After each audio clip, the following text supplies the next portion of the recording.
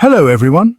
In this video I'll be translating and summarizing the latest Urdu broadcast by Imran Riaz Khan to make it accessible for our English-speaking audience.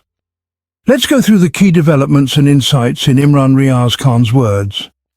This is a very important vlog because in this I'll explain Donald Trump's formula, what he wants to do for Israel and what is happening with Palestine. Can Palestine really emerge as a state? And what role does Pakistan play in this?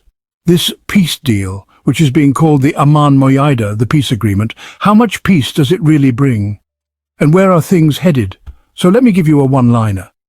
No one has been a better friend to Israel than Donald Trump. This is Donald Trump's own claim, and he has said this himself. To secure Israel, Donald Trump has tried to go to any lengths, and this is part of his efforts to eliminate all the threats that Israel faces in the region. You need to understand some background and look at some maps to fully grasp what's happening. But first, let's talk about the peace agreement that is available to us. Shehbaz Sharif, the Prime Minister of Pakistan, is the first leader in the world to publicly say, "I agree with this peace deal." In fact, he said, "I fully support it." This peace deal, however, has not yet been made public. Donald Trump shared it secretly with Muslim countries. He told them, "I'm going to do this." This news has just been made public and Shehbaz Sharif has said, "I agree with it entirely."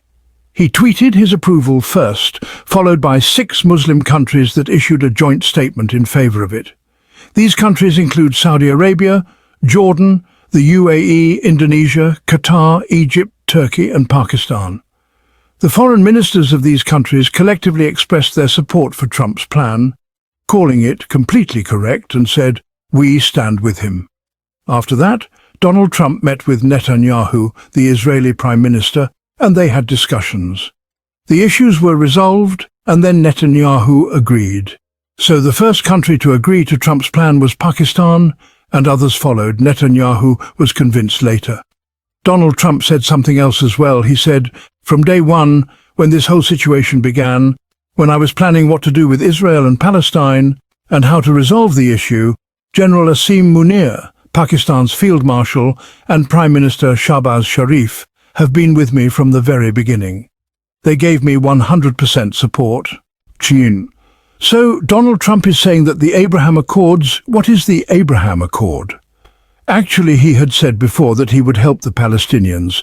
He would give aid to the Palestinians and create a favorable environment for them.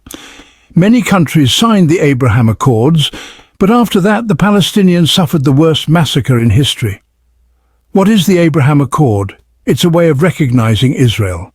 Trump promised certain Muslim countries like Bahrain, UAE and others that they would give the Palestinians many rights and help them rebuild their homes. In exchange, these countries recognized Israel. This recognition of Israel through the Abraham Accords was followed by the worst massacres of Palestinians. More than 70,000 Palestinians were killed in the last 2 years, and attacks on them continue even today. As I speak, they are still under attack. There has been no ceasefire. So now the goal of the Abraham Accord is to get the remaining countries to recognize Israel, and for that, Donald Trump has a new formula. This formula has not yet been made public, but he says that General Awami Lens and Shehbaz Sharif have been with him from the start. He claims that they have assured him of their 100% support. The other countries too, the Muslim countries, have expressed their support. Now, what is Donald Trump's formula?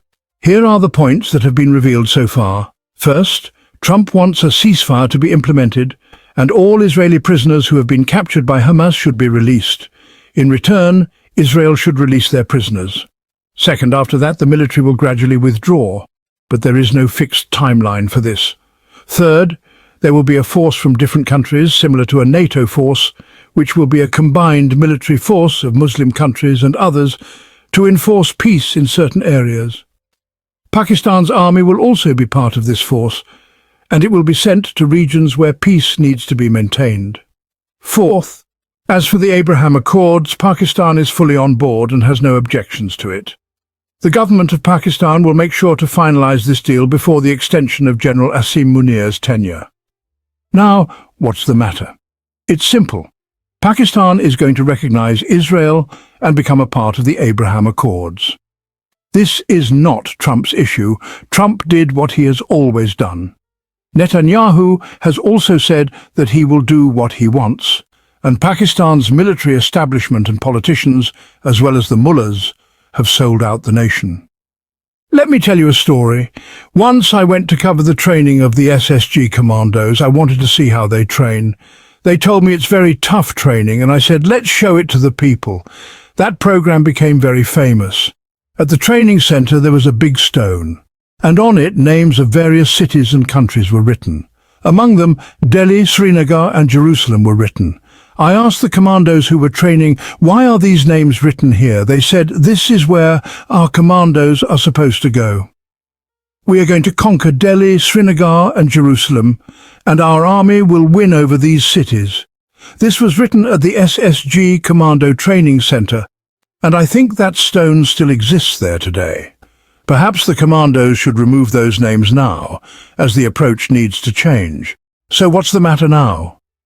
Donald Trump is talking about Gaza, and he is planning to create a new temporary government there under his leadership, which will also include Tony Blair and other Muslims in smaller roles.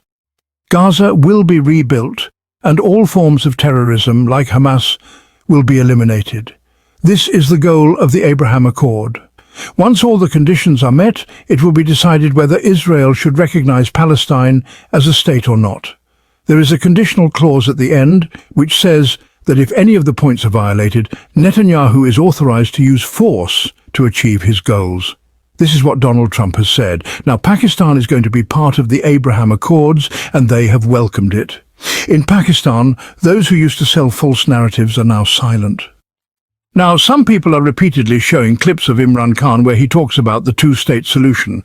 Yes, the two-state solution is part of international resolutions, but the situation is different now. Imran Khan's position was that the two-state solution should be based on the borders before 1967. Before 1967, Jerusalem had a large part in the West Bank, and Gaza was its own separate area. The borders before 1967 represent a different situation for Israel and Palestine, and Imran Khan has always emphasized this. Now, let's talk about the four contested areas. First, the West Bank. This area is bigger than Gaza and is a contested region. Second, East Jerusalem. This is the city that holds all the holy places, and it has two parts. East Jerusalem was under Muslim control, and this part has the Al-Aqsa Mosque and other holy sites. The other part, West Jerusalem, was under Israeli control. There are four main areas, and Gaza is just one of them. The truth is, Palestine is not just Gaza. It includes the West Bank, East Jerusalem and other contested regions. The situation is being misrepresented to the public, but the truth is, Palestine is a larger entity than just Gaza. In this, all the religious groups have their share of land. The Jews have 33 acres of land, the Muslims have 77 acres, the Armenians have 31 acres, and the Christians have 7 acres, and there are holy sites here. There is a dispute over this place where everyone wants control. Imran Khan had said that Jerusalem would be the capital of Palestine. This means the contested areas I mentioned earlier, the Golan Heights, the West Bank, Jerusalem and Gaza, together make up Palestine, and its capital should be Jerusalem. Imran Khan had stated this in his entire interview, and this is also the wish of the Palestinians as they demand justice in this manner. Is this being discussed? Not at all. Some clerics in Pakistan, including, a little bit from the Jamaat-e-Islami, have spoken about it, but honestly, it's not a matter of concern. Asif Munir or Shehbaz Sharif really shouldn't be worried at all, because Jamaat-e-Islami is also working as part of the establishment. Even if they raise a protest, they'll receive face-saving from the establishment, allowing them to make small gestures here and there.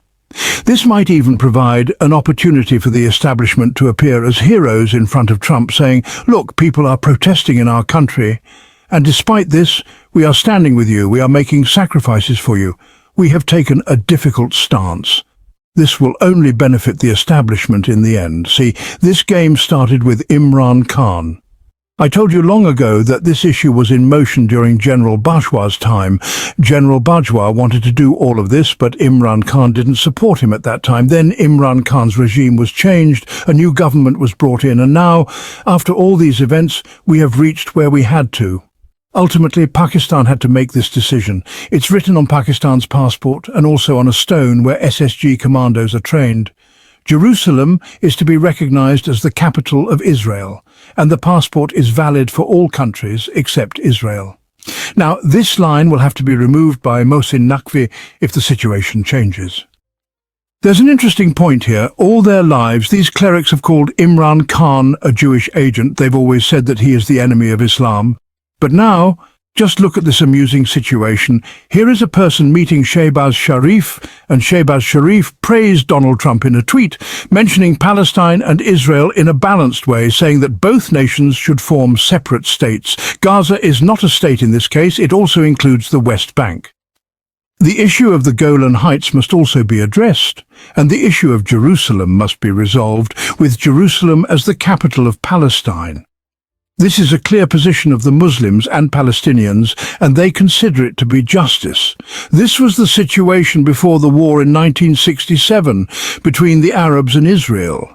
And this is the map that Imran Khan referred to. Shehbaz Sharif is not addressing this issue, and perhaps he doesn't know history or these maps. All he knows is how to maintain his fake government in Pakistan. Shehbaz Sharif has praised Donald Trump 3 times and once spoke of a balanced solution regarding Palestine and Israel.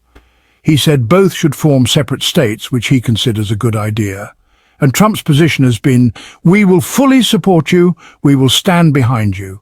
Now look at this tweet from Daniel Roshan, who is a very important person in America. When Shehbaz Sharif was in the United States, he met with Daniel, but Shehbaz Sharif kept it secret and didn't reveal it to anyone.